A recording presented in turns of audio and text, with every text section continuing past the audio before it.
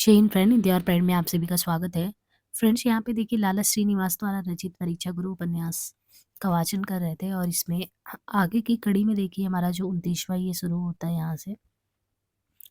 तो हर एक प्रकरण का अपना एक नाम है और यहाँ पे 29वां प्रकरण आपका शुरू होता है बातचीत करके। और शुरू कैसे होता है यहाँ पे कहते हैं कि सीखो धन धाम सबके काम के सुधीर बेको सीख्यो अभिराम बाम राखत हुजूर में सीखो सारा जाम गढ़ कोट के गिराई बेको सीख्यो शमशेर बाधी काटी और उर में सीखो कुल जन मन तंत्र हो की बात है सीखो पिंगुल पुराण सीखो बहो जातपुर में कहे कृपा राम सब सीख्यो गए निकाम एक बोलो ना सीख्यो गए गुरमय।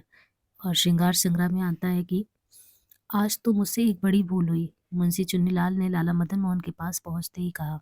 यानी मुंशी चुन्नीलाल जो चापलूस था वो मदन मोहन के पास जाके कहा, आज मुझसे बहुत बड़ी भूल हो गई। तो उसने कहा, देखिए मैं क्या समझता था कि ये सब बखेड़ा जो है ब्रजकिशोर ने उठाया है, क्योंकि अब देखिए इसको याद आ गया था। तो इसने कहा, मुझे क्या लगा कि सारे बखेड़े मैंने उठाए, लाला ब्रजकिशोर ने, परंतु वैसे बिल्कुल अलग निकले। ये सब तो करतूत हरकिशोर की थी। क्या आपने लाला ब्रजकिशोर के नाम चिट्ठी भेज दी? तो उन्होंने कहा, हाँ चिट्ठी तो मैं भेज चुका, मदन मोहन ने जवाब दिया। तो उन्होंने कहा, ये बड़ी बुरी बात हुई। जब एक निरपराधी को अपराधी समझकर दंड दिया जाएगा तो उसके चित्त को कितना दुख होगा, चुन्नीलाल ने दया करके कहा। उन्होंने कहा, फिर क्या करें? उन्होंने कहा, देखो जो तीर हाथ से छूट चुका वो लौट कर तो नहीं आ सकता, मदन मोहन ने जवाब दिया। निसंदेह नहीं आ सकता, परंतु जहां तक हो सकता उसका बदला देना चाहिए। मुंशी चुन्नीलाल कहने लगे, कहते हैं कि महाराज दशरथ ने धोखे से श्रवण को तीर मार दिया था, परंतु जैसे ही उनके अपने भूल के एहसास हुआ, जानते हैं बहुत पछतावा के साथ उन्होंने अपने अपराध क्षमा किए, यानी क्षमा करवाया। उसे उठाकर उनके माता-पिता के पास पहुँचाया, उनको सब तरह से धैर्य दिया और उनका साफ प्रसन्नता से अपने सिर चढ़ा लिया। बृजकिशोर की ये भूल हो या ना हो, परंतु उसने पहले जो ढिठाई की वो कुछ कम नहीं है। गई भला को फिर घर में बुलाना अच्छा नहीं है। जो कुछ हुआ सो अच्छा हुआ, चुप रहो, मास्टर सिंबू दयाल ने चुन्नी से कहा। लेकिन चुन्नी तो अब मिल के आया था और देखा था कि ब्रजकिशोर तो वैसे भी इन लोगों की मदद कर रहे थे। तो उन्होंने कहा, देखो इस समय ब्रजकिशोर से मेल करना केवल उनकी प्रसन्नता के लिए नहीं, बल्कि उससे अदालत में बहुत काम निकालने की उम्मीद की जाती है। चुन्नीलाल ने मदन मोहन को स्वार्थ दिखाकर कहा कि इस समय जो है आपने गलत गलत कर दिया, उससे बहुत मदद मिलने वाली है। तो उन्होंने कहा, देखो कल तो तुमने मुझसे ये कहा था कि उनकी वकालत अपने लिए कुछ उपकारी नहीं हो सकती, मदन मोहन ने याद दिलाई। उन्होंने ये बात सुनकर चुन्नीलाल को एक बार ठिठका, परंतु फिर तत्काल संभल कर बोला, वो समय और था और ये समय और है। मामूली मुकदमों का काम हम हर एक वकील से ले सकते हैं, परंतु इस समय तो बृजकिशोर के सिवाय हमें किसी को अपना विश्वासी समझ भी नहीं सकते। ये तुम्हारी लायकी है, परंतु बृजकिशोर का दाव लगे तो वो तुमको घड़ी भर जीता ना रहने दे, मास्टर शंभू ने कहा। मैं अपने निज के संबंध का विचार करके लाला साहब को कच्ची सलाह नहीं दे सकता, चुन्नीलाल खड़े बने। अच्छा तो अब क्या करें? बृजकिशोर को दूसरी चिट्ठी लिख भेजें और यहाँ बुलाकर उनकी खातिर करें। निदान लाला मदन मोहन ने चुन्नी को राह से मिलाकर कहा, मेरे निकट तो आपको उनके मकान पर चलना चाहिए और कोई कीमती चीज तोहफा में देकर ऐसे प्रीति बढ़ाना चाहिए जिससे उनके मन में पहली वाली गांठ बिल्कुल ना रहे और आपके मुकदमों में सच्चे मन से पैरवी हो। ऐसे अवसर पे उदारता से बड़ा काम निकलता है। और फिर यहाँ शादी का उल्लेख करते हैं कि शादी ने कहा था, द्रव्य दीजिए वीर को तासो दे बसीस, प्राण बचाएगा सदा पिन पावे बख्शीश। तो मुंशी चुन्नीलाल ने कहा, लाला साहब को ऐसी क्या गरज पड़ी है जो बृजकिशोर के घर जाए और काल जैसी बेइज्जती करके निकाल दिए जाए? आज उनकी खुशामद करते फिरे, शंभू ने बोला। उन्होंने कहा, देखो असल में अपनी भूल है और अपनी भूल पर दूसरों को सताना बहुत अनुचित है। मुंशी चुन्नीलाल संकेत से मास्टर शंभू को धमका कर कहने लगे, बैठने उठने और आने जाने की साधारण बातों पर अपनी प्रतिष्ठा प्रतिष्ठा का आधार समझना, संसार में अपने बराबर किसी को नहीं गिनना, एक तरह का ये जंगली विचार है। इसकी निस्बत सादगी और मिलनसारी से रहने को लोगों को अधिक पसंद करता है। लाला बृजकिशोर कुछ ऐसे आप प्रतिष्ठित नहीं है कि उनके यहाँ जाने से लाला साहब की स्वरूप हानि हो जाएगी। ये तो सच है, परंतु मैं उनका दुष्ट स्वभाव समझकर इतनी बात कही थी। तो मास्टर शंभू चुन्नी का संकेत समझकर बोले। अब देखिए यहाँ शंभू को समझ में नहीं आ रहा, क्योंकि चुन्नी मिला है बृजकिशोर से। कहते कि बृजकिशोर के मकान पर जाने में मेरी कुछ हानि नहीं है, परंतु इतना ही विचार है कि मेल के बदले कहीं अधिक बिगाड़ ना हो जाए, मदन मोहन ने कहा। उन्होंने कहा, जी नहीं, लाला बृजकिशोर ऐसे असमझ आसन आ ना मतलब कि आ ना समझ है, ऐसा तो नहीं है कि वो समझे वाले व्यक्ति हैं, वो तो ज़्यादा ही बुद्धिमान है। मैं जानता हूँ कि वो क्रोध से आग हो रहे होंगे, तो भी आपके पहुँचते ही पानी हो जाएँगे, क्योंकि गर्मी में धूप के सताए मनुष्य को छाया अधिक प्यारी होती है, चुन्नी ने कहा। उन्होंने कहा, देखो निदान सबकी सलाह से मदन मोहन का ब्रजकिशोर क्या जाना ठहर गया। चुन्नी ने पहले से ही खबर भेज दी। ब्रज वो कब खबर सुनकर अपने आप आने को तैयार होते थे, इतने में चुन्नी के साथ लाला मदन मोहन आ जा पहुंचे। ब्रज ने बड़ी उमंग से उनका आदर सत्कार किया। इस छोटी सी बात से मालूम हो सकता है कि लाला मदन मोहन की तबीयत पर चुन्नी का कितना असर था। आपने क्यों तकलीफ की, मैं तो आप आने को था, ब्रज किशोर ने कहा।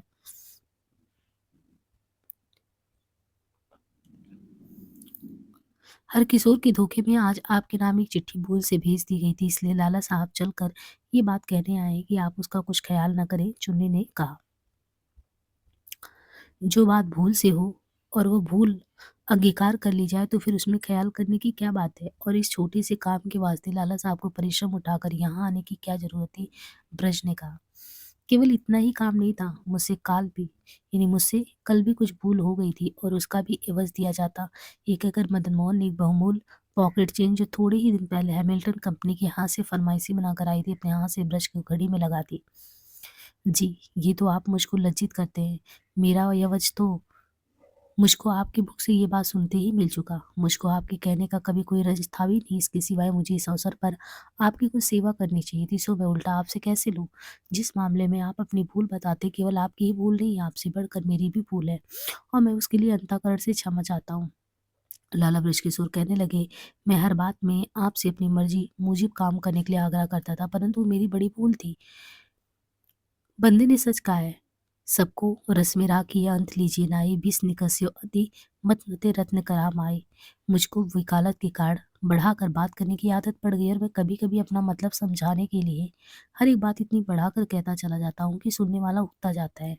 मुझको इस अवसर पर जितनी बातें याद आती मैं सब कह डालता हूँ, परंतु मैं जानता हूँ कि रीति बातचीत के नियमों से विपरीत है और इनका छोड़ना मुझ पर फर्ज है। बल्कि इन्हें छोड़ने के लिए मैं कुछ कुछ उद्योग भी कर रहा हूँ। क्या बातचीत भी कुछ नियम है? मदन मोहन ने आश्चर्य से पूछा। हाँ, इसको बुद्धिमानी ने बहुत अच्छी तरह वर्णन किया है, लाला बृजकिशोर कहने लगे।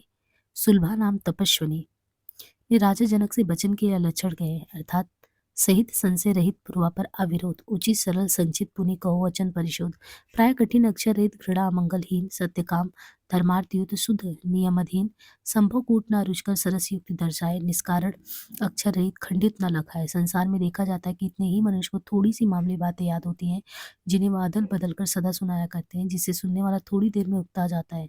बातचीत करने की उत्तम रीति ये है कि मनुष्य अपनी बातों को मौके से पूरी करके उस पर अपना विचार प्रकट करने के लिए औरों को अवकाश दे और पीछे से कोई नई चर्चा छेड़े और किसी विषय में अपना विचार प्रकट करे तो उसका कारण भी साथ ही समझाता जाए। कोई बात सुनी सुनाई हो तो वह भी अस्पष्ट कह दे। हंसी की बातों में भी सच्चाई और गंभीरता को नहीं छोड़े। कोई बात इतनी दूर तक खींच कर ना ले जाए जिससे सुनने वालों को थकान मालूम हो। धर्म दया और प्रबंध की बातों में दिल लगी ना करे। दूसरों के मर्म की बातों को दिल लगी में जबान पर न लाए। उचित अवसर पर वाजबी राह से पूछ कर साधारण बातों को जान लेना कुछ दूषित नहीं है, परंतु टेढ़े और निरर्थक प्रश्न करके लोगों को तंग करना अथवा बकवाद करके औरों के प्राण को खा जाना बहुत बुरी आदत है। बातचीत करने की तारीफ ये है कि सबका स्वभाव पहचान कर इस ढंग से बात कहे कि जिसमें सब सुनने वाले प्रसन्न रहे। जची हुई बात कहना मधुर भाषण से बहुत बढ़कर है, खासकर जहाँ मामले की बात करनी हो। शब्द विन्यास के बदले सोच विचार कर बातचीत करना सदैव अच्छा समझा जाता है और सवाल जवाब बिना मेरी तरह लगातार बात कहते चले जाए कहने वालों की सुस्ती और अयोग्यता प्रकट करता है। इसी तरह असल मतलब पर आने के लिए बहुत सी भूमिकाओं से सुनने वाले का जी घबरा जाता है, परंतु थोड़ी सी भूमिका बिना भी बात का रंग नहीं जमता। इसलिए अब मैं बहुत सी भूमिकाओं के बदले आपसे प्रयोजन मात्र कहता हूँ कि आप कई भी बातों को कुछ ख्याल करें। जो कुछ भी ख्याल होता है तो लाला साहब इस तरह उठकर क्यों चले जाते? अब तो सबका आधार आपकी कारगुजारी अर्थात कार्यकुशलता पर है, चुन्नी ने कहा। तो उन्होंने कहा, देखो मेरे भाग्य ऐसे कहा। लाला बृहस्पति प्रेम विवश होकर बोले, देखो हर किशोर ने कैसा नीचपन किया। मदन मोहन ने आंसू भरकर कहा, तो आज सब दोस्त मिल गए हैं और अब यहाँ पे मदन मोहन जो है उनके सामने आते कहते हैं, रो के कहते हैं, तो उन्होंने कहा, देखो इससे बढ़कर और क्या नीचपन होगा। लाला बृहस्पति कहने लगे, मैंने कल उसके लिए आपको समझाया था, इससे मैं बहुत लज्जित हूँ। मुझको उस समय तक उसके ये गुण मालूम थे भी नहीं। अब अफवाह किसी तरह झूठ हो जाए तो मैं उसे मजा चखाऊं। निसंदेह आपकी तरफ से ऐसी उम्मीद है, ऐसे समय में आप साथ नहीं देंगे तो और कौन देगा, मदन मोहन ने करुणा से कहा। तो आज जो है जो सच्चे मित्र हैं वो उनको इस तरीके से कहने के लिए गए हैं। कहते हैं इस समय सबसे पहले अदालत की जवाबदेही का बंदोबस्त होना चाहिए क्योंकि मुकदमों की तारीख बहुत पास पास लगी है। चुन्नी ने ये बात कही। उन्होंने कहा, अच्छा है, आप अपना कागज़ तैयार कराने के वास्ते 3-4 गुमास्ते तत्काल बढ़ा दें और अदालत की कार्रवाई के वास्ते मेरे नाम एक मुख्तियारनामा लिखते जाएँ। बस फिर मैं समझ लूँगा, ब्रज ने कहा। निदान लाला मदन मोहन बृजकिशोर के नाम मुख्तियार नाम लिखकर अपने मकान को रवाना हुए। अब यहाँ से प्रकरण 30 शुरू होता है। प्रकरण 30 नाराज़ से नाउम्मीदी। कहते हैं कि फलहीन मही रूह को खगवृंद तजे बन को मृग भस्म भय, मकरंद पिए अरविंद मिले तज सर सारस सूख गए, धनहीन मनुष्य तज गढ़ गढ़ का, निपको सठ सेवक राज हुए। बिना स्वार्थ कौन सखा जग में, सब कारज के हित मीत गए। ये भरथरी के द्वारा कथन कहा गया है। संध्या समय लाला मदन मोहन भोजन करने गए तब मुंशी चुन्नीलाल और मास्टर शंभू दयाल को खुलकर बातें करने का अवकाश मिला। वो दोनों धीरे धीरे बात करने लगे। मेरे निकट तुमने ब्रजकिशोर से मेल करने में कुछ बुद्धिमानी नहीं की। बैरी के हाथ में अधिकार देकर कोई अपनी रक्षा कर सकता है? शंभू ने कहा। क्या करूं? इस समय इस युक्ति के सिवाय अपने बचाव को कोई सत्ता नहीं था। लोगों की नालिश हो चुकी, अपने भेद खुलने का समय आ गया। ब्रजकिशोर सब बातों से भेदी थे, इसीलिए मैंने उन्हीं की जमीन बातों को छिपाने का बोझ डाल दिया कि वो अपने विपरीत कुछ न करने पाए। चुन्नी ने हीरा लाल को बात को उड़ाकर कहा, परंतु अब बृजकिशोर तुम्हारा भेद खोल दे तो तुम कैसे अपना बचाव करो? हर काम में आदमी को पहले अपने निकास का पूरा रास्ता सोच लेना चाहिए। तो ये किसने कहा? इनको समझाने के लिए और लोग मिल गए कि अभिमन्यु की तरह धुन बात कर चकाबू यानी चक्रव्यूह में घुसे चले जाओगे तो फिर निकलना बहुत कठिन होगा। पतंग उड़ाकर डोर अपने हाथ में नहीं रखोगे तो उसके हाथ लगने की क्या उम्मीद? शंभू दयाल ने कहा। यानी शंभू उनको चुन्नी को समझा रहा है, क्योंकि शंभू तो इनसे मिलने गया नहीं था। लेकिन चुन्नी सब समझ गया था। उन्होंने कहा, देखो मैंने अपने निकास की उम्मीद केवल ब्रज के विश्वास पर बांधी, परंतु उनकी दो एक बातों से मुझको अभी संदेह होने लगा। प्रथम तो उन्होंने इस गए बीते समय में मदन मोहन से मेल करने में क्या फायदा विचारा, और मानता नहीं कि लालच से मेल किया भी तो ऐसी जल्दी कागज तैयार करने आने की क्या जरूरत थी। मैं जानता हूँ कि वो नालिश करने वालों से जवाबदेही करने के वास्ते ये उपाय करते होंगे, परंतु जब वो जवाबदेही करेंगे तो नालिश करने वालों की तरफ से हमारा भेद अपने आप खुल जाएगा और जिस बात को हम दूर फेंका चाहते हैं वही पास आ जाएगी। चुन्नी ने कहा। कहा कि वकीलों के यही तो पेच होते हैं, जिस बात को वो अपनी तरफ से नहीं कहना चाहते उल्टे सीधे सवाल करके दूसरों के मुख से कहा ही लेते हैं, और आप भले के भले बने रहते हो। विचारो तो सही, हमने ब्रज के साथ कौन सी भलाई की जो हमारे साथ भलाई करेगा? वकीलों के ढंग बड़े पेचीदे होते हैं। वो एक मुकदमा में तुम्हारे वकील बनते हैं तो दूसरे में तुम्हारे बैरी के वकील, परंतु अपना मतलब किसी तरह जाने नहीं देते। सच है, इस काम में ब्रज की चाल पर अवश्य संदेह होता, परंतु क्या करें? अपने वकील नहीं करेंगे तो प्रतिपक्षी के वकील हो ही जाएंगे और अपना भेद खोलने में किसी तरह की कसर नहीं रखेंगे।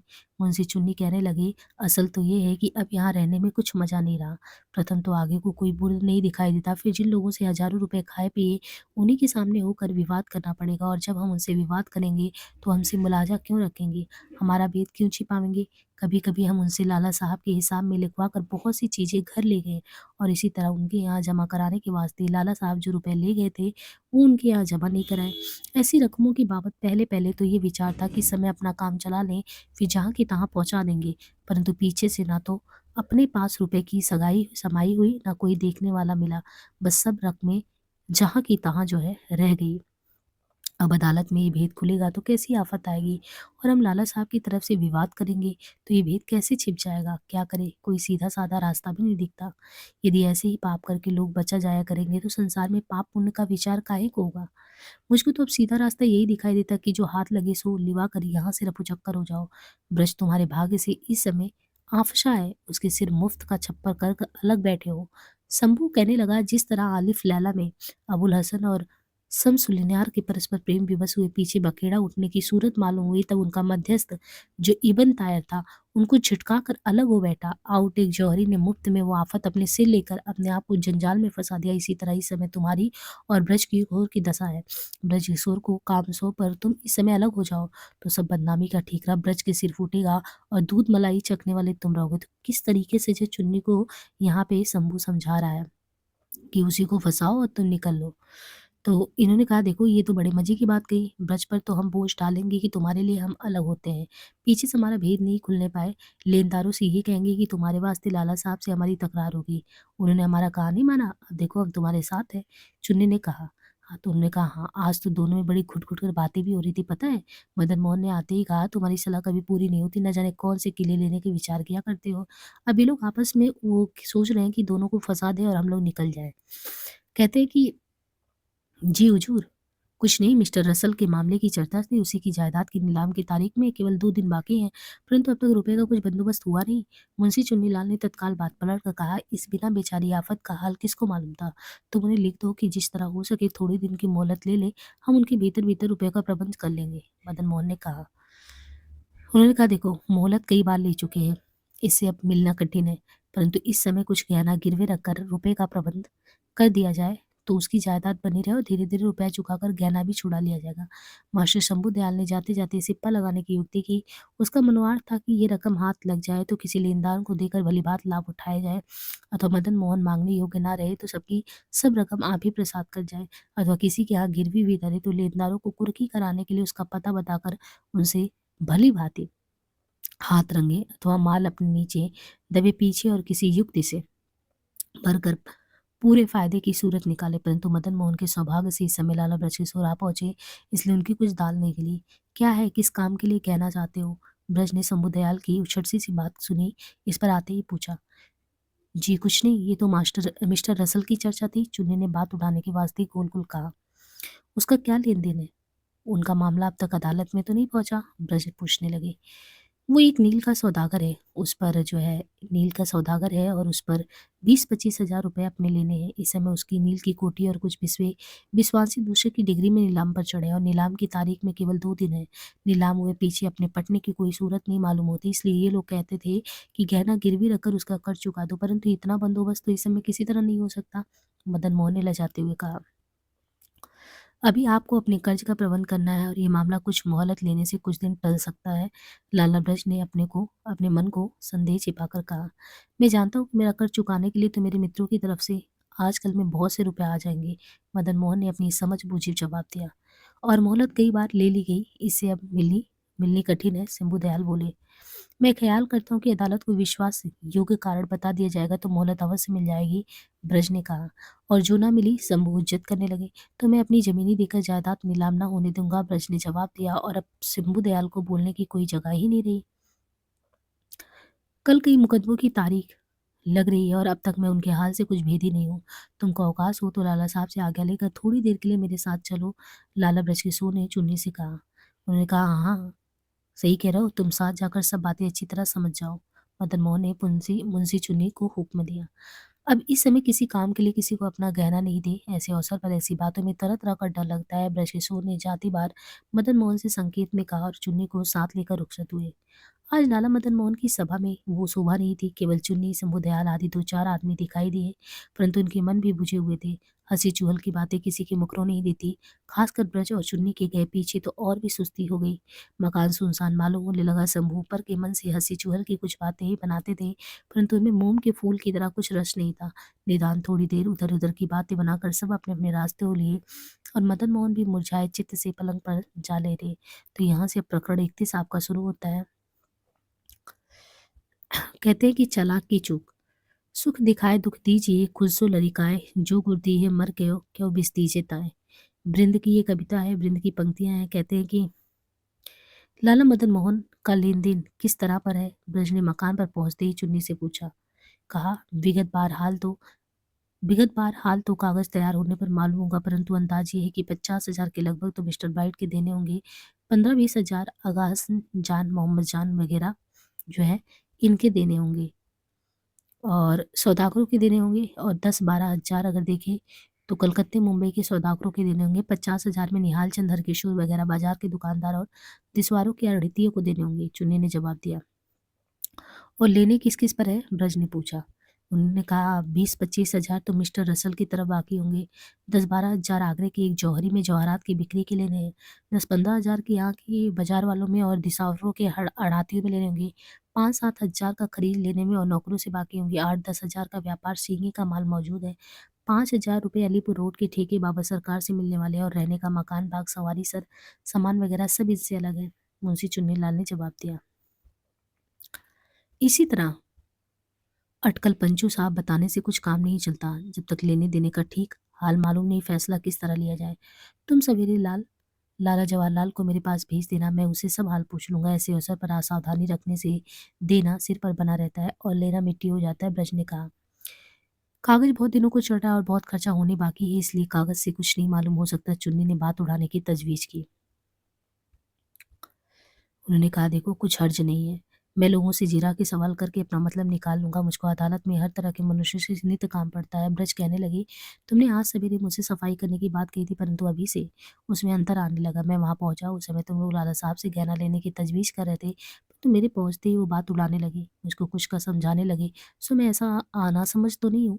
यदि मेरा रहना तुमको असहनीय लगता, मेरे मेल से तुम्हारी कमाई में जर्क आता है, मेरे मेल करने का तुमको पछतावा हो, तो मैं तुम्हारी मार्फत मेल करके तुम्हारा नुकसान हरगिज़ नहीं किया चाहता। लाला साहब से मेल नहीं रखा चाहता, तुम अपना बंदोबस्त आप कर लेना। कहते हैं कि आप वृथा खेद करते हैं, मैंने आपसे छिपकर कौन-सा काम किया? आपके मेल से मेरी अप्रसन्नता कैसे मालूम हुई? आप पहुँचे जब निस्संदेह से बुदयाल ने मिस्टर रसल के लिए गहने की चर्चा छेड़ी थी, परंतु वो कुछ पक्की बात तो नहीं थी और आपकी सलाह बिना किसी तरह वो पूरी भी नहीं पड़ सकती। आपसे पहले बात करने का समय नहीं मिला, इसीलिए आपके सामने बात करने में इतना संकोच हुआ था। परंतु आपको हमारी तरफ से अब तक इतना संदेह बना रहा, तो आप लाला साहब के छोड़ने का विचार क्यों करते हैं? आपके लिए हम ही अपनी आवाजाही बंद कर देंगे, चुन्नी ने कहा। फिर यहाँ पे आगे ही फिर शादी का ज़िक्र होता है, कहते हैं कि सादी ने सच ही कहा, बुद्धा यानी वृद्धा विषया तपस्विनी ना होए तो और क्या करे? उत्तरा से न किसी का क्या बिगाड़ कर सकता है? साधु ना बने। बृजकिशोर मुस्कुराकर कहने लगे, मैं किसी काम में किसी का उपकार तो नहीं करना चाहता यानी सहा जाता। यदि कोई मुझ पर थोड़ा-सा उपकार करे तो मैं उसे अधिक करने की इच्छा रखता हूँ। परंतु मुझको इस थोथे काम में किसी का उपकार उठाने की क्या ज़रूरत है? जो तुम मेहरबानी करके मेरा पूरा मेहनताना मुझे दिवा दोगे। मैं इसी में तुम्हारी बड़ी सहायता समझूँगा और प्रसन्नता से तुम्हारा कमीशन तुम्हारी नज़र करूँगा। लाला किशोर इस बातचीत में ठेठ से अपनी सच्ची सावधानी के साथ एक दाँव खेल रहे थे। उन्हें इस युक्ति से बातचीत की जिससे उनका कोई स्वार्थ ना मालूम पड़े और चुन्नी आपसे अब मदन को छोड़ के जाने के लिए खुद ही तैयार हो जाए। पास रहने में अपनी हानि और छोड़ जाने में अपना फ़ायदा समझे, बल्कि जाते-जाते अपने फ़ायदे के लालच से ब्रज को मेहनताना भी दिवाता जाए। तो उन्होंने कहा, देखो आप अपना मेहनताना भी ले और मदन मोहन के यहाँ कुल अख्तियार भी ले, हमको तो हर बात ही आपकी प्रसन्नता करनी है। हमने तो आपकी शरण ली है, हमारा तो यही निवेदन है कि इस समय आप हमारी इज्जत बचा ले। चुन्नी ने हार मानकर कहा। वो भीतर से चाहे जैसा पापी था, परंतु प्रकट में अपनी इज्जत खोने से बहुत डरता था। संसार में बड़ा भाला मानस बना फिरता था और इसी भलमान साहब के नीचे उसने अपने सब पाप छिपा रखे थे। इन बातों से इज्जत का क्या संबंध है? मुझसे हो सकेगा जहाँ तक मैं तुम्हारी इज्जत पर धब्बा नहीं आने दूँगा। परंतु इस कठिन समय में तुम मदन मोहन को छोड़ने का विचार करते हो, इसमें मुझको तुम्हारी भूल मालूम होती है। ऐसा ना हो कि पीछे से तुम्हें पछताना पड़े और चारों तरफ दृष्टि रखकर बुद्धिमान मनुष्य काम किया करते हैं। लारा बृहस्पति ने युक्ति से कहा। तो उन्होंने कहा, तो क्या इस समय आपकी राय में लाला मदन मोहन के पास से हमारा अलग होना अनुचित है? चुन्नी ने बृजकिशोर पे बोझ डालकर पूछा। उन्होंने कहा, देखो मैं साफ कुछ तो नहीं कह सकता क्योंकि और की निस्बत वो अपना हानि लाभ अपना अधिक ज़्यादा समझते हैं। बृजकिशोर ने भरम में ये बात कही। उन्होंने कहा, तो ख़ैर मेरी तुच्छ बुद्धि है ना? और इस समय हमारी निस्बत आप लाला मदन मोहन की अधिक सहायता कर सकते हैं और इसी में हमारी भलाई भी है, चुन्नी ने बोला। उन्होंने कहा, देखो ब्रज ने कहा, तुमने इन दिनों में नवल और जुगल यानी ब्रजकिशोर के छोटे भाई, इनकी भी परीक्षा ली या नहीं? तुम गए तब वो बहुत छोटे थे, परंतु अब कुछ होशियार होते चले आए। ब्रज ने पहली बात बदल कर घरभीत की चर्चा छेड़ी। मैंने आज उनको नहीं देखा, परंतु मुझको उनकी तरफ से भली-भाँति विश्वास है, भला आपकी शिक्षा पाए पीछे किसी तरह की कसर रह सकती है, चुन्नी ने कहा। भाई तुम तो फिर खुशामद की बात करने लगे, ये रहने दो, घर में खुशामद की क्या ज़रूरत है? ब्रज ने नरम ओलंबा दी और चुन्नीलाल उनसे रुखसत होकर अपने घर गए और यहाँ से प्रकरण 32 यहाँ पे शुरू हो जाता है। तो टोटल 41 प्रकरण है। अब ये प्रकरण जो 32 है इसमें है अदालत। कहते हैं कि काम पे रही जान ये जो नर जैसो होए बिन ताहे खोटो खरो गहनो लखो ना कोय। ये बृंद की पंक्तियां हैं और कहते हैं कि पंक्तियों में अदालत में हाकिम हाकिम कुर्सी पर बैठे इजलास कर रहे हैं, सब अहलगा कर अपनी-अपनी जगह बैठे हैं। निहाल चंद मोदी का मुकदमा हो रहा है, उसकी तरफ से लतीफ़ हुसैन वकील है। मदन मोहन की तरफ से लाला ब्रजकिशोर जवाबदेही करते हैं। ब्रज ने अपने बचपन में मदन मोहन के यहाँ बैठकर हिंदी पढ़ी थी। इस वास्ते वो सराफी कागज़ की नीति बात अच्छी तरह जानता था और उसने मुकदमा छिड़ने से पहले मामूली फीस देकर निहाल चंद के बही खाते अच्छी तरह देख लिए थे। इस मुकदमे में कानूनी बहस कुछ नहीं थी, केवल लेन-देन का मामला था। ब्रज ने निहाल चंद को गंवा बैठाकर उससे जिरह के सवाल पूछने शुरू किए कि तुम्हारा लेन-देन रुके पर्चों से है क्या? उन्होंने कहा, जवाब नहीं। तो एक बात बताओ, तो तुम किस तरह लेन-देन चाहते हो? जी नौकरों के मार्फत। तुमको कैसे मालूम होता है कि ये आदमी लाला मदन मोहन की तरफ से माल लेने आया है और उन्हीं के यहाँ जाएगा? हम ये नहीं जान सकते, परंतु लाला साहब का हुक्म है कि वो लोग जो सामान माँगे तत्काल दे देना चाहिए। अच्छा, वो हुक्म दिखाओ। वो हुक्म लिखकर नहीं दिया था, ज़बानी दिया था। अच्छा, वो हुक्म किसके आगे दिया था? किस-किस के लिए दिया था? कितने दिन हुए? कौन-सा समय था? कौन-सी जगह थी? क्या हुआ था? बहुत दिनों की बात है, मुझको अच्छी तरह कुछ भी याद नहीं है। अच्छा, जितनी बात है वही बताओ, जो मैं इस समय कुछ नहीं कह सकता। तो क्या किसी से पूछ कर कहोगे क्या? जी नहीं, याद करके बता दूँगा। अच्छा, तुम्हारा हिसाब होकर बीच में बाकी निकल जाए? जी नहीं, तो तुमने साल की साल बाकी निकाल कर ब्याज पर ब्याज कैसे लगा दिया? साहूकार की दस्तूर तो यही है। साहूकार तो साहूकार में तो साल की साल हिसाब होकर ब्याज लगाया जाता, फिर तुमने हिसाब क्यों नहीं किया? अवकाश नहीं मिला। तुम्हारी बहियों में उधरत खाते से क्या मतलब है? लाला मदन मोहन के लेन-देन सिवाय आप और किसी खाते का सवाल न करें, निहाल चंद के वकील ने कहा। तो ये जो जिरह था, ये निहाल चंद के वकील ने कहा। उन्होंने कहा, देखो, मुझको इस समय लाला मदन मोहन के लेन-देन उनका विशेष संबंध मालूम होता है, इसी से मैंने वो सवाल तुमसे किया। लाला बृजकिशोर ने जवाब दिया और परिणाम में हाकिम के हुक्म से ये सवाल पूछा। उन्होंने कहा, देखो, जो रकमें बही खाते में हिसाब पक्का करके लिखी जाने लायक होती, वही तत्काल उनका हिसाब पक्का नहीं हो सकता, और वो रकमें हिसाब की सफाई होने तक इस खाते में रहती है और सफाई होने पर जहाँ की तहाँ चली जाती है। निहाल ने जवाब दिया। उन्होंने कहा, अच्छा, तुम्हारे यहाँ जिन मीतियों में बहुत करके लाला मदन मोहन के नाम बड़ी-बड़ी रकमें लिखी गई हैं, उन्हीं मीतियों में उधरत खाते कुछ रकम जमा की गई और फिर कुछ दिन पीछे उधरत खाते नाम लिखकर वो रकमें लोगों को हाथों में दे दी गई और या उनके खाते में जमा कर दी गई। इसका क्या मतलब? क्या सबब है? लाला ब्रज ने पूछा। उन्होंने कहा, देखो, मैं पहले ही कह चुका हूँ कि जिन लोगों की रकमें अलल हिसाब आती जाती है या जिनका लेन-देन थोड़े दिन के वास्ते हुआ करता है, उनकी रकम कुछ देने के लिए इस तरह पर उधरत खाते में रहती है, परंतु मैं किसी खास रकम का हाल बही देखने बिना नहीं बता सकता, निहाल ने जवाब दिया। और ये भी ज़रूर है कि जिस दिन लाला मदन मोहन का काम पड़े उस दिन की ये कार्रवाई अयोग्य समझी जाए, निहाल चंद के वकील ने कहा। तो ये क्या ज़रूर है कि जिस मीति में लाला मदन मोहन के नाम बड़ी रकम लिखी जाए, उसी मीति में कुछ रकम उधरत खाते जमा हो, थोड़े दिन पीछे वो रकम जैसी की तैसी लोगों को बाँट दी जाए, ब्रज ने जवाब दिया। उन्होंने कहा, देखो जी, इस मुकदमे में किसी तरह का फरेब साबित होगा तो हम उसे तत्काल फौजदारी सुदूर कर देंगे, हाकिम ने संदेह करके कहा। हुजूर, हमको एक दिन की मोहलत मिल जाए, हम इन सब बातों के लिए लाला बृजकिशोर साहब की दिल जमाई अच्छी तरह कर लेंगे, निहाल के वकील हकीम से अर्ज की और ब्रज ने इस बात को खुशी से मंजूर किया। उधरत खाते से लाला मदन मोहन के नौकरों की कमीशन वगैरह का हाल खुलता था। जहाँ रकम जमा थी, किससे आई, किस बाबत आई, इसका कुछ पता नहीं था, परंतु जहाँ रकम दी गई, मदन मोहन के नौकरों का अलग-अलग नाम लिखा था और वही हिसाब लगाने से उनका भेदभाव अच्छी तरह मिल सकता था। जिन नौकरों के खाते थे, उनके खातों में ये रकम जमा हुई थी। कानून के अनुसार ऐसे मामलों में रिश्वत लेने-देने दोनों अपराधी थे, परंतु बृहस्पति के मन में उनके फंसाने की इच्छा नहीं थी। वो केवल नमूना दिखाकर लेनदारों की हिम्मत घटाया चाहते थे। उसने ऐसी लपेट से सवाल किए थे कि हकीम को भारी न लगे और लेनदारों के चित्त में गड़ जाए। सूरज को इतनी ही पकड़ से बहुत से लेनदारों के चक्के छूट गए।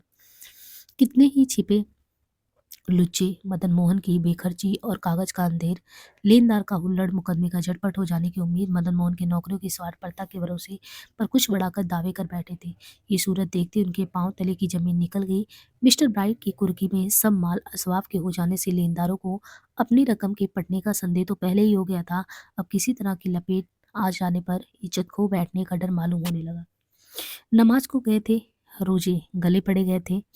कहते हैं कि सिवाय सिवाय में ये चर्चा सुनाई दी कि मदन मोहन को और दिसावलों का बहुत देना है। यदि सब माल जायदाद नीलाम होकर हिस्से रजदी सब लेनदारों को दिया जाएगा तो भी बहुत थोड़ी रकम पल्ले पड़ेगी। ब्रजकिशोर से लोग इसका हाल पूछते थे, तब वो अजान बनकर अलग हो जाता था। इससे लोगों की और भी छाती बैठ जाती। जिस तरह पल भर में मदन मोहन की दिवाली की चर्चा चारों तरफ फैल गई थी, इसी तरह अब ये सब बात अफवाही की जहरी हवा में मिलकर चारों तरफ उड़ने लगा था। कहते कि मोदी के मुकदमे के सिवाय आज कोई पेशदार मुकदमा अदालत में नहीं हुआ। जिनके मुकदमे में आज की तारीख लगी थी, उनमें भी निहाल चंद के मुकदमे का परिणाम देखने के लिए अपने मुकदमे एक एक दो दिन आगे बढ़वा दिए गए। जब इस काम से अवकाश मिला तो लाला बृहस्पति ने अदालत से अर्ज करके मिस्टर रसल की जायदाद नीलाम होने की तारीख आगे बढ़वा दी, परंतु ये बात ऐसी सीधी थी कि इसके लिए कुछ विशेष परिश्रम नहीं उठाना था। लाला बृजकिशोर की चाल देखकर बड़ा आश्चर्य होता था। सब लेनदार चारों तरफ से निराश होकर उसके पास आते, परंतु वो आप उससे अधिक निराश मालूम होता। वो उनके साथ बड़ा बेपरवाही से बातचीत करता, उनको हर तरह के चढ़ाव-उतार दिखाता।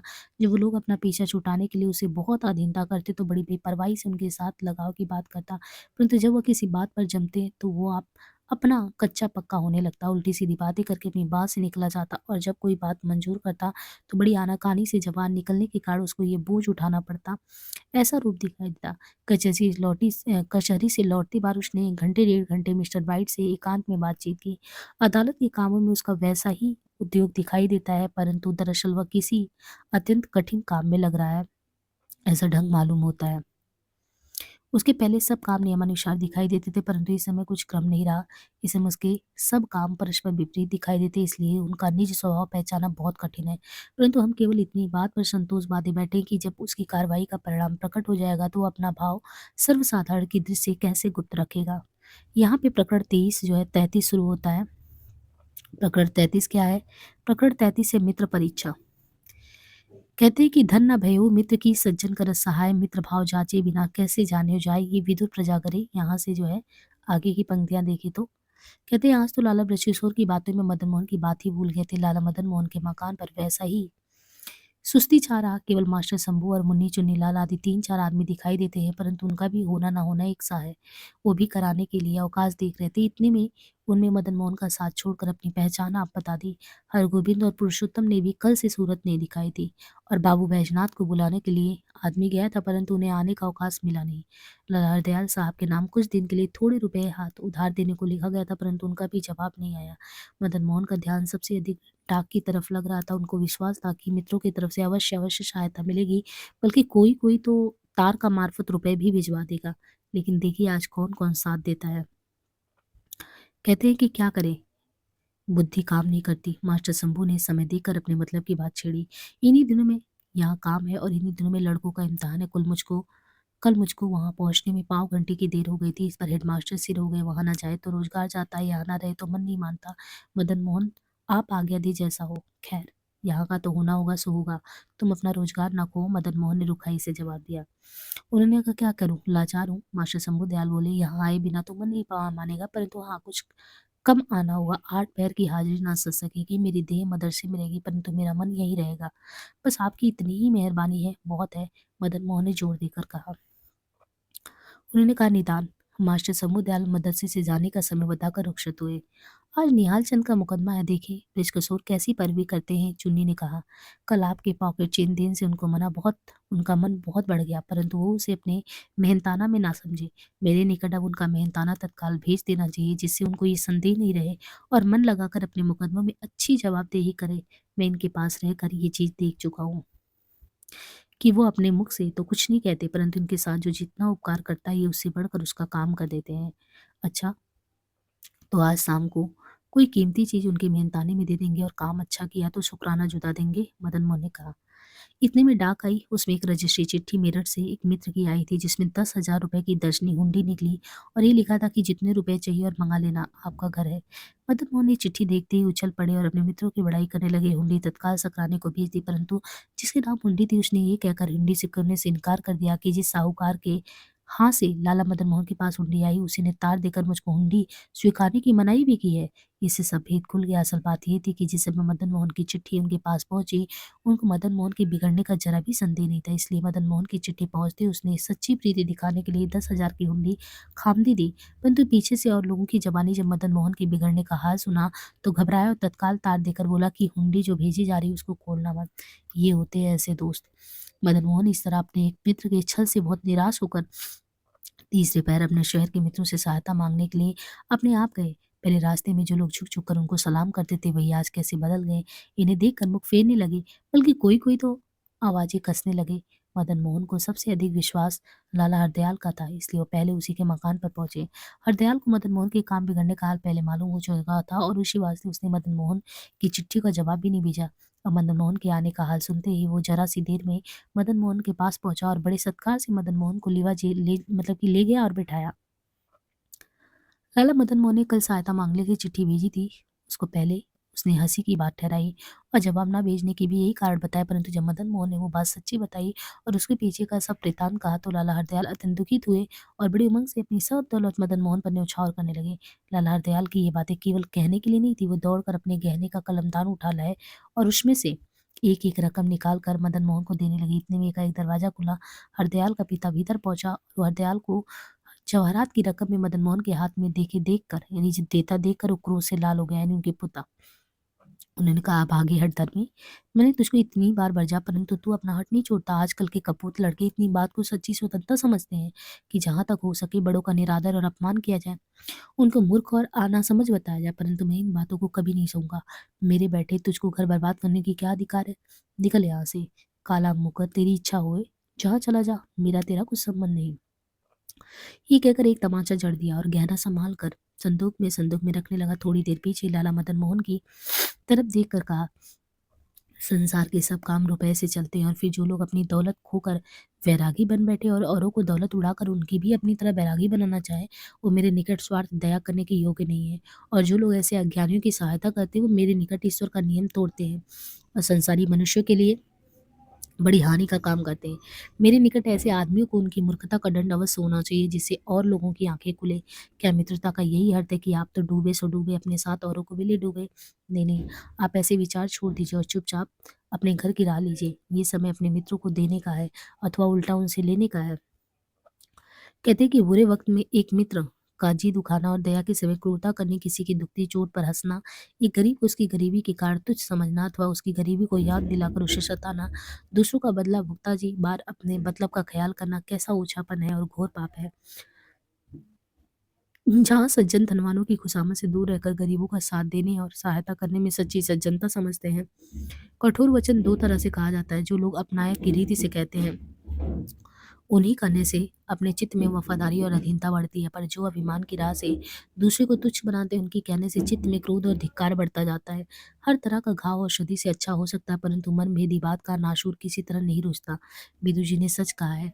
क्या कहा है? नावक सर धनु तीर के काढ़े कुड़त सरिरेत कुबचन तीर गंभीर कड़तना के उर गाढ़े। निदान लाला मदन मोहन को ये कहना अत्यंत असहनीय हुआ। वो तत्काल उठकर वहां से चल दिए, परंतु बैठक से बाहर जाते जाते उन्हें पीछे से हरदयाल का ये वचन सुनकर बड़ा आश्चर्य हुआ कि चलो ये स्वांग अभिनय हो चुका, अब अपना काम करो। लाला मदन मोहन वहां से चलकर एक दूसरे मित्र के यहाँ पहुंचे और उसे अपने आने की खबर कराई। वो उस समय कमरे में मौजूद था, परंतु उसने मदन मोहन को थोड़ी देर अपने दरवाजे पर बाट दिखाने में और अपने कमरे को जरा मेज कुर्सी किताब अखबार आदि से सजाकर मिलने में अधिक शोभा समझी, इसलिए कहला भेजा कि आप ठहरे लाला साहब, भेजने करने हैं, अभी आकर मिलते हैं। देखिए आजकल के सुधरे विचारकों का नमूना यही। थोड़ी देर पीछे वह मदन मोहन को लिवाने आया और बड़ी शिष्टाचार से लीवा ले जाकर उन्हें तकिए के सहारे बिठा दिया। मदन मोहन को थोड़ी देर उनकी बाट देखनी पड़ी थी, उनकी क्षमा चाहिए और इधर उधर की दो चार बात करके मानो कुछ चिट्ठियां अत्यंत आवश्यक लिखनी बाकी रह गई। इस तरह चिट्ठी लिखने लगा, परंतु 2-4 पल पीछे फिर कलम रोक कर बोला, हाँ, ये तो कहिए कि आपने इस समय किस तरह परिश्रम किया? तो उन्होंने कहा, क्यों भाई, आने-जाने का कुछ डर है क्या? क्या मैं पहले कभी तुम्हारे यहाँ नहीं आया या तुम मेरे यहाँ नहीं आए? मदन मोहन ने कहा। उन्होंने कहा, नहीं, नहीं, बात ये नहीं है, आपने तो बड़ी कृपा की, परंतु मेरे पूछने का मतलब कुछ और है। मतलब ये था कि कुछ दावेदारी बताकर मुझे अधिक अनुग्रहित कीजिए। उस मनुष्य ने अनजानेपन में ही कहा, हाँ, कुछ काम भी है, मुझको इस समय कुछ रुपए की ज़रूरत है, मेरे पास बहुत कुछ माल असवाब मौजूद है, परंतु लोगों ने वृथा तक आ जाकर के मुझको घबरा दिया। मदन मोहन बोले, भाव से बोले, मुझको बड़ा खेद है कि मैंने अपना रुपया अभी और काम में लगा दिया। यदि मुझको पहले से सूचना होती तो मैं सर्वथा वो काम नहीं करता। उस मनुष्य ने जवाब दिया, अच्छा, कुछ चिंता नहीं, आप मेरे लेनदारों कि जमा खाता जरा अपनी तरफ से कर दे, इससे हमारी स्वरूप हानि है, हम जाम नहीं करें तो हमको रुपए उसी समय देना चाहिए। उस पुरुष ने जवाब दिया और मदन मोहन वहां से निराश हो गए। रास्ते में एक और मित्र मिले। वो दूर से ही अजान की तरह दृष्टि बचाकर गली में जाने लगे, परंतु मदन मोहन ने आवाज देकर उन्हें ठहराया और अपनी बग्घी खड़ी की। इससे लाचार होकर उन्हें ठहरना पड़ा, परंतु उनके मन में पहली सी उमंग नहीं थी। कहते हैं कि आप प्रसन्न हैं, मुझको इस समय एक बड़ी ज़रूरी काम था, माफ़ करें, मैं किसी समय आपके पास हाज़िर होऊँगा। ये कहकर वो मनुष्य जाने लगा, परंतु मदन मोहन ने उसे फिर रोका और कहा, हाँ भाई, अब तुमको अपने ज़रूरी कामों के आगे मुझसे मिलने का अवकाश क्यों होगा? अच्छा, जाओ, हमारा भी परमेश्वर रक्षक है। इस ताने से लाचार होकर उसे ठहरना पड़ा और उसके ठहरने पर मदन मोहन ने अपना वृत्तांत कहा। ये हाल सुनकर मुझको अत्यंत खेद हुआ, परमेश्वर आप पे कृपा करे। वो सर्वशक्तिमान है, दीनदयाल, सर्व सबका दुख देखता है और उस पर विश्वास रखने से आपके सब दुख दूर हो जाएंगे। धैर्य रखें, मुझको इस समय बहुत ज़रूरी काम है, इसलिए मैं आपके साथ ज़्यादा देर तक नहीं ठहर सकता, परंतु मैं आपके पास हाजिर ज़रूर होऊँगा और सलाह करके जो बात मुनासिब होगी वो बताऊँगा। इस तरीके से कह के वो मनुष्य वहाँ से चल दिया। लाला मदन मोहन और एक मित्र के मकान पर पहुँचे। खबर मिली कि वो मकान के भीतर है। भीतर से जवाब आया है कि बाहर गए हैं। लाचार मदन मोहन को वहाँ से भी खाली हाथ चलना पड़ा और अब मित्रों के यहाँ जाने का समय नहीं रहा, इसलिए निराश होकर सीधे अपने मकान आ गए। अब यहाँ पे देखिए प्रकरण चौथी शुरू होता है। हीन प्रवाह बद्रोबी। कहते हैं कि नीचन के मन नीति नावे, प्रीति प्रयोजन हेतु लखावे, कारज सिद्ध भयो सब जाने, रच कहु और प्रीति न माने, प्रीति गए फलहु बिनसावे, जादिन हाथ कछु नहीं आवे, सोई उपाय ही अवधारे। कहते हैं कि रंचक भूल कहु लग पावे, भांति अनेक विरोध बढ़ावे, विदुर प्रजागृह मदन मोहन मकान पर पहुंचे। उस समय ब्रजकिशोर वहां मौजूद थे। लाला ब्रजकिशोर ने अदालत का सब वृत्तांत कहा। से मदन मोहन मोदी के मुकदमे का हाल सुनकर बहुत प्रसन्न हुए। उस समय चुन्नी ने संकेत में ब्रज के मेहनताने को याद दिवाई, जिस पर लाला मदन मोहन ने अपनी उंगली से हीरे का एक बहुमूल्य अंगूठी उतार कर ब्रज को दी और कहा, आपकी मेहनत के आगे तो ये मेहनताना कुछ नहीं है, परंतु अपना पुराना घर और मेरी इस दशा का विचार करके क्षमा करिएगा। अब देखिए मदन मोहन उनको हीरे की अंगूठी दे रहे हैं। इतना सुनते ही एक बार ब्रज ने उनका जी भराया, परंतु फिर तत्काल संभल कर बोले, क्या आपने मुझको ऐसा नीच समझ रखा है कि मैं आपका काम करूं और मेहनताना सच तो ये है कि आपके वास्ते मेरी जान जाए तो भी कुछ चिंता नहीं, ये होते हैं सच्चे दोस्त। परंतु मेरी इतनी ही प्रार्थना कि आपने अंगूठी देकर मुझसे अपने मित्र भाव को प्रकट किया, सो मैं आपको बराबर का नहीं बना सकता। मैं आपको अपना मालिक समझता हूँ, इसलिए आप मुझे अपना हल्क बागो सेवक समझे। ये कहते हुए तुम मेरे भाई हो, क्योंकि तुमको पिता सदा मुझसे ज्यादा समझते थे। हाँ, तुम्हें बाली पहनने की इच्छा हो तो ये लो, मेरी अपेक्षा तुम्हारे कान में बहुमूल्य मोती देखकर मुझको अच्छा लगेगा, परंतु ऐसे अनुचित वचन मुख से मत कहो। ये कहकर लाला मदन मोहन ने अपने कान की बाली ब्रजकिशोर को दी। तो अंगूठी दिया, फिर बाली दिया। कहते हैं कि कल हरकिशोर आदि के मुकदमे होंगे, उनकी जवाबदेही का विचार करना, कागज तैयार करा रहे हैं और बदर छटनी, इसलिए अब आ गया हो। ये कहकर ब्रजकिशोर रुखसत हुए और मदन मोहन भोजन करने चले गए। लाला मदन मोहन भोजन करके आए। उस समय मुंशी चुन्नी ने अपने मतलब की बात छेड़ी। उसने कहा, देखो, मुझको हर बार अर्ज करने में बड़ी लज्जा आती, परंतु अर्ज किए बिना भी काम नहीं चलता। चुन्नी कहने लगा, ब्याह का काम छिड़ गया, परंतु अब तक रुपए का कुछ बंदोबस्त हुआ नहीं। आपने 200 के नोट दिए थे, वो जाते ही चटनी हो गई। इस समय 1000 रुपए की भी बंदोबस्त हो जाए तो खैर कुछ दिन काम चल सकता है, नहीं तो काम नहीं चल पाएगा। तो मदन मोहन कहते हैं कि देखो, तुम जानते हो कि मेरे पास इस समय नगद कुछ नहीं है और गहना भी बहुत सा कम काम में आ चुका है। मदन मोहन बोले, हाँ, मुझको अपने मित्रों की तरफ से सहायता मिलने का पूरा भरोसा, और जो उनकी तरफ से कुछ भी सहायता मिली तो मैं प्रथम तुम्हारी लड़की के ब्याह का बंदोबस्त करूंगा। तो ये चुन्नीलाल जो अभी भी पीछा नहीं छोड़ रहा है और वो कंगाली में बैठे हैं, वो कहें, और जो मित्रों से सहायता नहीं मिली तो मेरा क्या हाल होगा? चुन्नी ने कहा, ब्याह का काम किसी तरह रुक तो नहीं सकता, और बड़े आदमियों की नौकरी इस वास्ते तन तोड़ कर की जाती है। ब्याही शादी में सहायता मिले, बराबर वालों में प्रतिष्ठा हो, परंतु मेरे मंद भाग से ये इस समय ऐसा मौका नहीं रहा, इसलिए मैं आपको अधिक परिश्रम नहीं देना चाहता। अब मेरी इतनी ही अर्ज है कि आप मुझको कुछ दिन की रुख्सत दे दें, जिससे मैं इधर उधर जाकर अपनी कुछ सुविधा करूं। उन्होंने कहा, देखो, तुमको इस समय रुख्सत का सवाल नहीं करना चाहिए। मेरे सब कामों का आधार तुम पर है, फिर तुम इस समय धोखा देकर चले जाओगे तो काम कैसे चलेगा? मदन मोहन ने कहा। उन्होंने कहा, वाह महाराज वाह, आपने हमारी अच्छी कदर की। चुन्नी तेज होकर कहने लगा, धोखा आप देते हैं या हम देते हैं? हम लोग दिन रात आपकी सेवा में रहे तो ब्याह शादी का खर्च लेने कहाँ जाए? आपने अपने मुख से इस ब्याह में भलीभांति सहायता करने के लिए बोला था ना, परंतु आज वो सब आज टूट गई थी, तो भी हमने आपको कुछ अवलंबा नहीं दिया, आप पर कुछ बोझ नहीं डाला, केवल अपने कार्य निर्वाह के लिए कुछ दिन की रुखसत चाहिए तो आपके निकट बड़ा धर्म हुआ। खैर, जब आपके निकट हम धोखेबाज ही है तो ठहरे क्यों, हम चलते हैं। यहाँ आप अपनी तालियां ले और अपना स्वाब संभाले, पीछे घटे बढ़ेगा तो मेरा जिम्मा नहीं, मैं जाता हूँ। एक एक तालियों का झुमका लाला मदन मोहन के आगे फेंक दिया और मदन मोहन के ठंडा करते करते क्रोध की सूरत बनाकर तत्काल वहां से चुन्नी भी निकल लिया थी। ये है कि एकदम एन टाइम पे चुन्नी वगैरह निकल लिए। कहते हैं कि सच है, नीच मनुष्य के जन्म भर पालन पोषण करने पर भी एक बार थोड़ी कमी रह जाने से जन्म भर का किया कराया मिट्टी में मिल जाता है। लोग कहते हैं कि अपने प्रयोजन में किसी तरह का अंतर आने से क्रोध उत्पन्न होता है और अपने काम में सहायता करने से वीराने हो जाते हैं, और अपने काम में विघ्न करने से अपने वीराने समझे जाते हैं, परंतु नहीं, क्रोध निर्बल पर विशेष आता है और नाउम्मीदी की हालत में उसे कुछ ज्यादा ही। मुंशी चुन्नी पर लाला मदन मोहन कितनी ही बार इससे बढ़ बढ़कर क्रोधित हुए थे, परंतु चुन्नी को आज तक कभी गुस्सा नहीं आया, और आज लाला मदन मोहन उसको ठंडा करते रहे तो भी वो क्रोध करके चल दिया। वृंद ने सच्ची बात कही है, बिन स्वार्थ कैसे सहे को करे बैन, लात खाए पुचकार ये होए दुधारू धेन।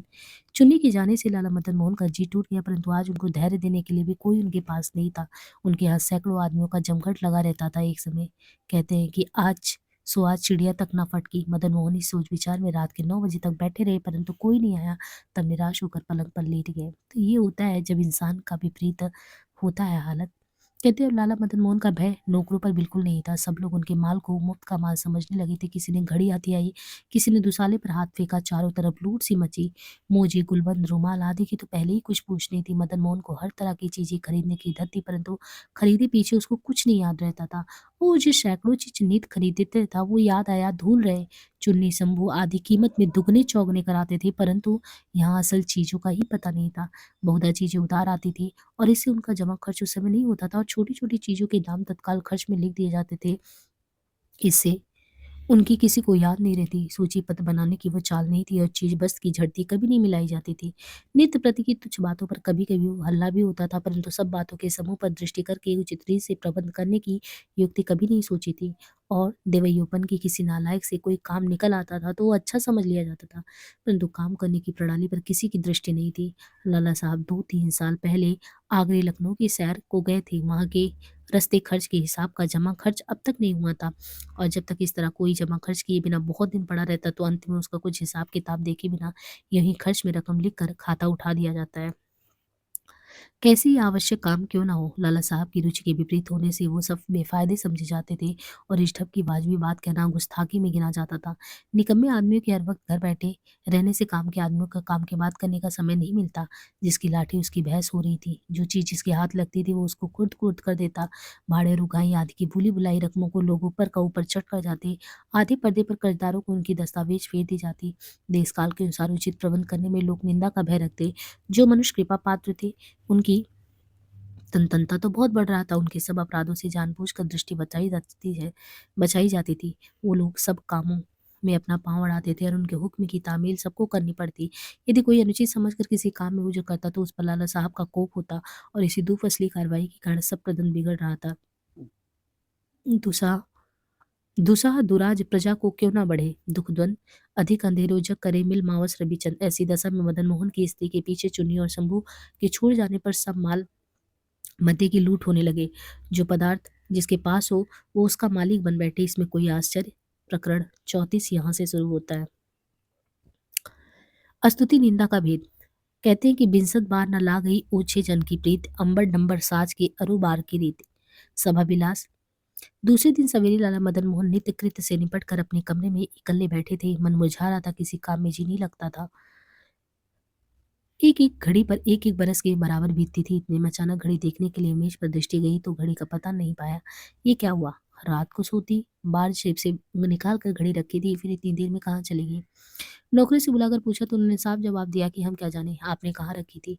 जो मौकूफ करना हो तो यूं ही कर दे, वृथा चोरी क्यों लगाते? लाचार मदन मोहन को चुप होना पड़ा, क्योंकि आप तो किसी जगह आने जाने लायक ही नहीं थे। सहायता को सहायता को कोई आदमी पास नहीं रहा।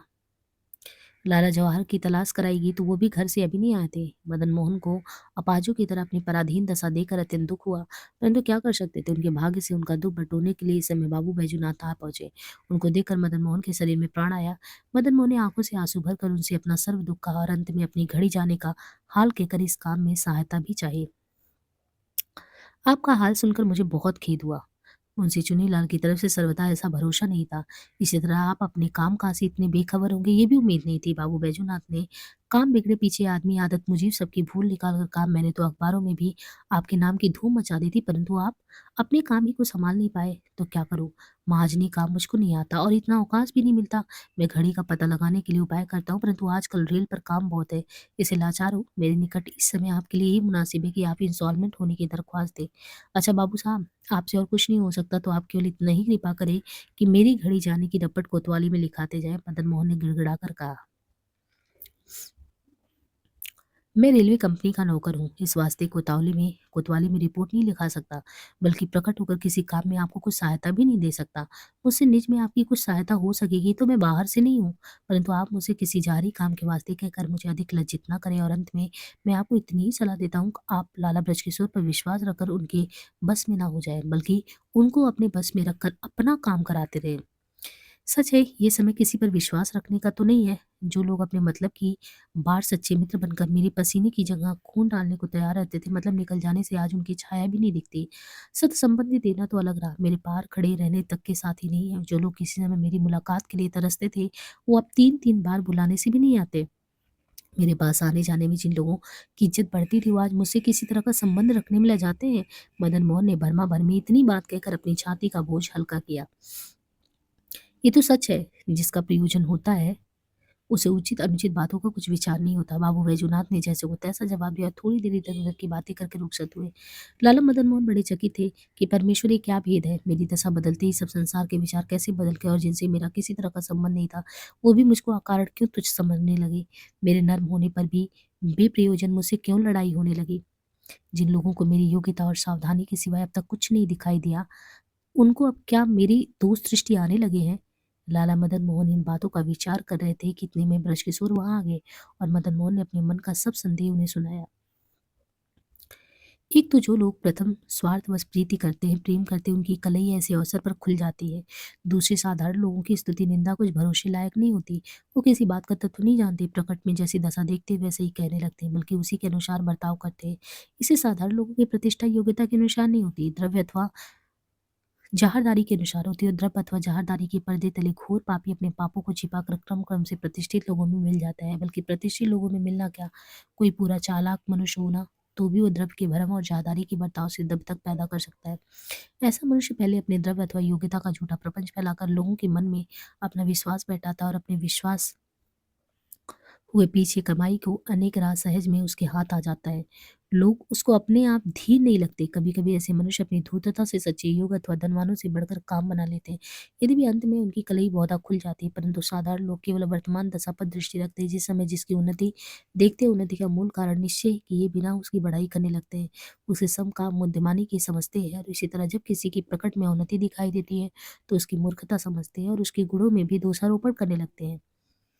इस समय उनको भूल ही भूल दृष्टि आती है। सो आप प्रत्यक्ष देख लीजिए कि जब तक सर्वसाधारण को प्रकट में आपकी उन्नति का रूप दिखाई देता है, आपका द्रव्य, आपका वैभव, आपका यश, आपकी उदारता, आपका सीधापन, आपकी मिलनसारी देखकर वो आपका आचरण अच्छा समझते थे। मैं आपकी अवनति का समान दिखाई देने लगा, यानी मैं आपकी अवनति का समान दिखाई देने लगा। झट उनकी राह बदल गई। आपके बड़प्पन के बदले उनके मन में धिक्कार उत्पन्न हुआ। आपकी अति व्ययशीलता, अदूरदृष्टि, अप्रबंध और आत्म सुख पर अड़ता आदि दोष उनको दिखाई देने लगे। आपके बने रहने पर उन लोगों को आपसे जो आशाएं थी, उन आशाओं के कारण आपसे स्वार्थपरता की जितनी प्रीति थी, उन आशाओं के नष्ट होते ही सहसा छाया के समान उनके हृदय से जाती रही। बल्कि आशा भंग होने का एक प्रकार का खेद हुआ और फिर जब साधारण लोगों को यह अभिप्राय हो, चुन्नी शंभू आदि आपको यह अकेला छोड़कर चले जाए, तब आपके छोटे नौकर निडर होकर आपके माल की लूट मचाने लगे। जो चीज जिसके पास हो उसका मालिक बन बैठी, इसमें कौन सा आश्चर्य है। अच्छा, अब अब आगे के लिए आप कहें जैसा करूं, इसका कुछ प्रबंध हो तो अवश्य होना चाहिए, लाला मदन मोहन ने गिड़गिड़ा कर कहा। इस पर लाला बृहस्पतिसुर घर के सब नौकरों को धमकाकर बड़े क्रोध से कहने लगे, आज सवेरे से इस कमरे के भीतर कौन कौन आया था, उन सबके नाम लिखवाओ। मैं अभी कोतवाली को रुक्का लिखा कराता हूँ। वो सब हवालात में भेज दिए जाएंगे और उनके मकान को उनके संबंधी समेत तलाशी भी ली जाएगी। जिनके घर से कोई चीज चोरी की निकलेगी या जिन पर किसी तरह चोरी का अपराध होगा, उनको ताजी रात हिंद के दफे इतने के अनुसार 7 बरस तक कैद होगा और जुर्माना भी। अजी महाराज, एक मनुष्य के अपराध से सबको दंड हो जाए, ये तो बड़ा अनर्थ है। बहुत से नौकर गिड़गिड़ाकर कहने लगे, हम लोग अब तक लाला साहब के यहाँ बेटा बेटी की तरह पले हैं। इससे अब ऐसी ही मर्जी हो तो हमको मौकूफ कर दीजिए, परंतु बदनामी का टीका लगाकर ऐसा मत करिए। हाँ हाँ, ये तो सफाई से निकल जाने का अच्छा ढंग है, परंतु इस तरह तुम्हारा पीछा नहीं छूटेगा। जो तुम लाला साहब के यहाँ बेटा बेटी की तरफ पले हो, तो तुमको इस समय ये बात कहनी चाहिए। तुम इस समय लाला साहब से अलग होने में अपना लाभ समझते हो ना, परंतु ये तुम्हारी भूल है। इसमें तुम उल्टे फंस जाओगे। ब्रज ने सिंह की तरह गरज कर कहा। अच्छा, हमको साँस तक की छुट्टी दीजिए। हमसे हो सकेगा जहाँ तक हम घड़ी का पता लगाएंगे, नौकरी ने जवाब दिया। तुम लोग ये बहाना करके अपने घर से चोरी का माल दूर किए जाते हो, परंतु मैं घड़ी का पता लगाए बिना तुमको कभी ढीला नहीं छोड़ूंगा। मैं भी कोतवाली को रुक्का लिखता हूँ। ये कहकर लाला बच्चू सचमुच रुक्का लिखने लगे। जिन लोगों ने सवेरे मदन मोहन की बात पर कुछ ध्यान नहीं दिया था, वही समय ब्रज की जरा सी धमकी से मदन मोहन के पांव पकड़कर रोने लगे। तुलसीदास जी ने सच ही कहा है, शूद्र गमार ठोल पर सुनारी सकल ताड़ना की अधिकारी। भाई, इनको सांस तक अवकाश दे दो। जो तुम अपना करना चाहते हो सांस को कर लेना। लाला मदन मोहन ने पिघल कर अथवा किसी गुप्त कारण से दब कर ये बात कही। आपको किसी की रियायत हो तो आप निज में भले ही उनको कुछ इनाम दे दें, परंतु प्रबंध के कामों में इस तरह अपराधियों पर दया करके अपने हाथ से प्रबंध न बिगाड़ें। ये लोग आपका क्या कर सकते हैं? मनुस्मृति में एक बात कही गई है, दंड विषय संभ्रम भयो वड दोष है जाए, मचे उपद्रव देश में सब मर्यादा नशाए। सादी एक बात कहते हैं कि पापी माही दया है ऐसी, सज्जन संग क्रूरता जैसी। लाला ब्रज ने कहा, खैर कुछ हो, आज का दिन तो इनको छोड़ दीजिए। मदन मोहन ने दब कर कहा, बहुत अच्छा, जैसी आपकी मर्जी। ब्रज ने रुखाई से जवाब दिया, मुझको मित्रों की तरफ से सहायता मिलने का विश्वास है, परंतु द्वेग से नहीं मिली तो क्या इंसॉल्वेंट होने की दरख्वास्त देनी पड़ेगी? मदन मोहन ने पूछा। अभी तो कोई जरूरत नहीं मालूम होती, परंतु ऐसा विचार किया भी जाए तो आपके लेन देन और माला स्वाप का कागज कहाँ तैयार हो? प्रश्न ने जवाब दिया और कचहरी जाने के लिए मदन मोहन से रुखसत हुए। अब यहाँ से प्रकरण आपका शुरू हो जाता है, 36वां प्रकरण। तो हम नेक्स्ट वीडियो में कर लेंगे, है ना, 36 से 41 तक। आज के लिए यहीं पे विराम लेते हैं। धन्यवाद।